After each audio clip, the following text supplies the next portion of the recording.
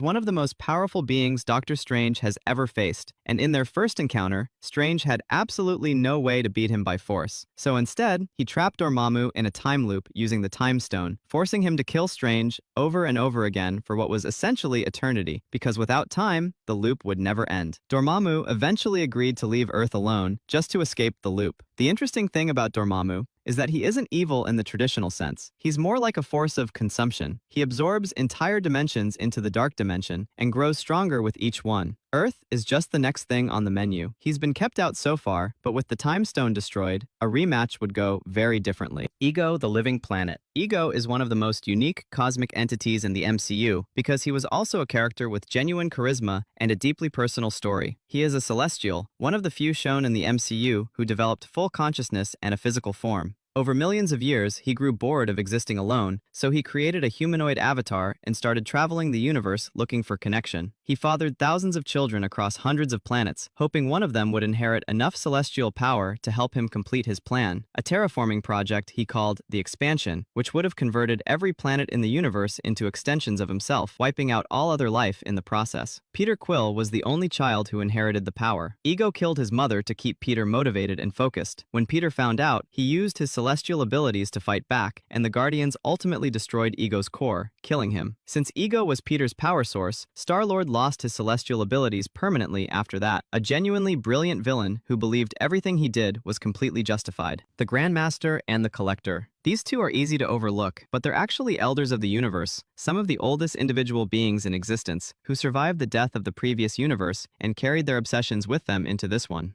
The Collector, Tannelir Tavan, has been gathering specimens, artifacts, and rarities for billions of years. He had possession of the Power Stone before Ronan took it, and his collection included creatures, weapons, and items from across the entire known universe. The Grandmaster, Endwi Gast, is obsessed with games and competition, which is how he ended up running Sakaar as a gladiatorial planet. Both of them are essentially immortal, and largely unconcerned with the events of the wider universe. They're just doing what they've always done, and they've been doing it longer than most civilizations have existed. Infinity Ultron. In What If, Ultron succeeded in uploading himself into the Vision Body, obtained all 6 Infinity Stones, and became something that transcended the original universe entirely. With the stones, he could hear across the multiverse, which led to him becoming aware of the Watcher, something no being is supposed to be able to do. He attacked the Watcher directly, a being who exists outside of all universes and observes everything, and nearly defeated him. It took a version of Ultron's own creator, an alternative universe Arnim Zola, to defeat him by infecting his programming from the inside. Infinity Ultron is one of the most terrifying versions of the character, precisely because he had no real motivation beyond expansion and erasure. He won, he got everything he wanted,